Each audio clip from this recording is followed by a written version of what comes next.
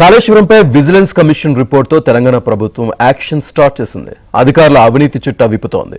ముగ్గురు అధికారుల దగ్గరే వేల కోట్ల అక్రమాస్తులు బయటపడితే అప్పుడు ప్రభుత్వ పెద్దల సంగతి ఏంటన్న చర్చ నడుస్తోంది.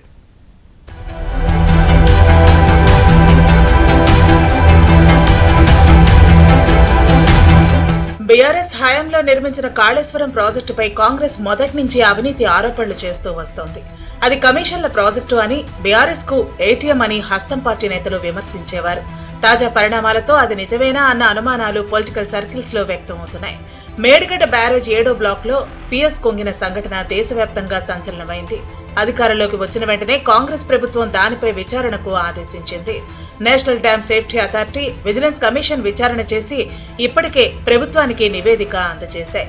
ఈ నెలాఖరుకు పీసీ ఘోష్ కమిషన్ సైతం సర్కారుకు నివేదిక ఇచ్చే అవకాశం ఉంది.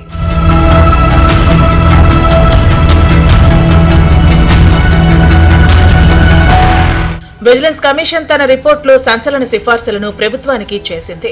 57 మంది అధికారులని నిందితులుగా తేల్చింది. వారి నిర్లక్ష్యంతో ప్రభుత్వ ఖజానాకు వేల కోట్ల ఆర్థిక నష్టం జరిగిందని స్పష్టం చేసింది. అందుకు కారణమైన 17 మంది నీటి పారుదల శాఖ అధికారులపై క్రిమినల్ చర్యలు తీసుకోవాలని సూచనలు చేసింది. 33 మంది అధికారులకు జరిమానా విధించాలని చెప్పింది. 7 రిటైర్డ్ ఇంజనీర్ల నుంచి పెనాల్టీ రికవరీ చేయాలని రిపోర్ట్ ఇచ్చింది. వారి పేర్లు సైతం బయటకు రావడంతో సదరు అధికారుల్లో టెన్షన్ ఓ రేంజ్ లో పెరుగుతోంది. తమపై ప్రభుత్వం ఎలాంటి చర్యలు తీసుకుంటుందోనన్న భయం వారికి నిద్ర లేకుండా చేస్తోంది.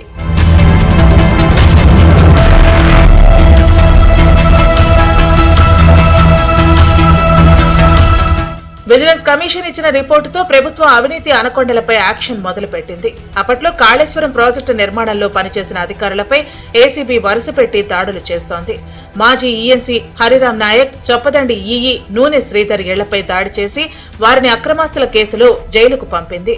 ఏసీబీ తాజాగా మాజీ ఈఎన్సీ మురళీధర్రావు ఇంట్లో సోదాలు నిర్వహించి అరెస్టు చేసింది. ఈ ముగ్గురు అధికారుల దగ్గరే దాదాపు 1000 కోట్ల అక్రమాస్తులు బయటపడటం సంచలనం రేపింది.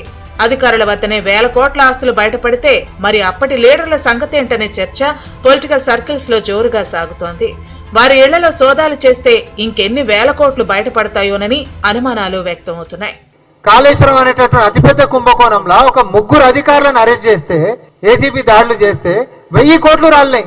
1000 కోట్లు మీరు మనుషులా లేకపోతే ఇంకేమన్నా? అసలు ఎవడి సొమ్ము ఎవరు తిన్నాడు? పందికొక్కులు తిన్నట్టు, పందికొక్కులు కూడా అసహించుకుంటామేమో, అడవి పందులు తిన్నట్టు తిన్నారు.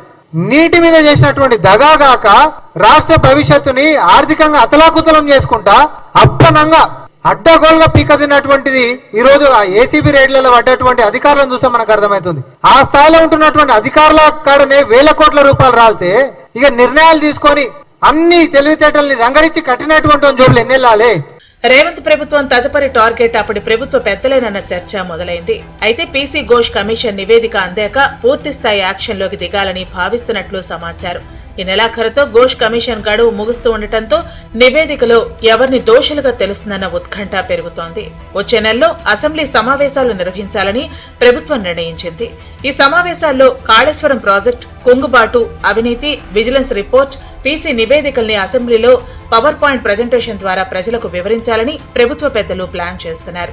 అధికారుల అవినీతి, బయటపడ్డ అక్రమాస్తుల చిట్టా గురించి చెప్పి కాళేశ్వరంలో అవినీతిని ఎత్తిచూపి బీఆర్ఎస్ పెద్దల్ని టార్గెట్ చేసే వ్యూహాలకు పదును పెడుతున్నారు. మొత్తానికి రాబోయే రోజుల్లో కాళేశ్వరం కేంద్రంగా తెలంగాణ రాజకీయాలు మరింత వేడెక్కే అవకాశం ఉంది.